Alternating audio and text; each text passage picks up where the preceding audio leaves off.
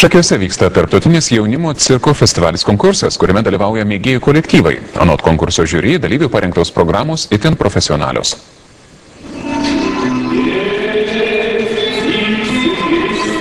Festivalis konkursas cirko žiburė atgimė po 22 metų.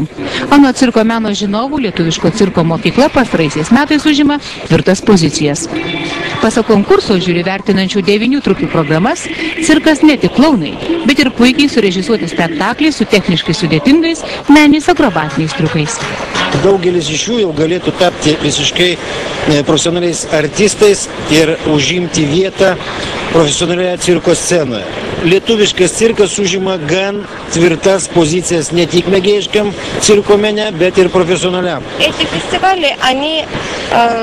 Tokie festivaliai artistams kaip pamokos, pavyzdžiui, lietuviai, man patinka jūsų skoningai atliekamos subtilios programos, gražus kostiumai, idėja, turinys, viskas apgalvota. Mums labai patiko aukštas lietuviško cirko artistų technikos ir atlikimo lygis. Ir be abejo, mes dėkingi, kad toks festivalis vyksta Lietuvoje. Šį festivalį konkursą atgaivino Šakiuose dirbantys profesionalūs cirko artistai Tana ir Raimondas Januševičiai.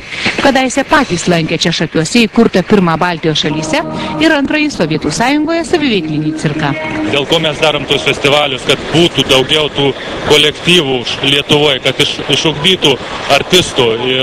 O šakiai, aišku, mes patys šakiečiai čia, aišku, turim didelį valdžios palaikymą tuo klausimu. Tas didžiulis pliusas, bet nesigirsiu, bet entuziazmo taip pat reikia didžiulio.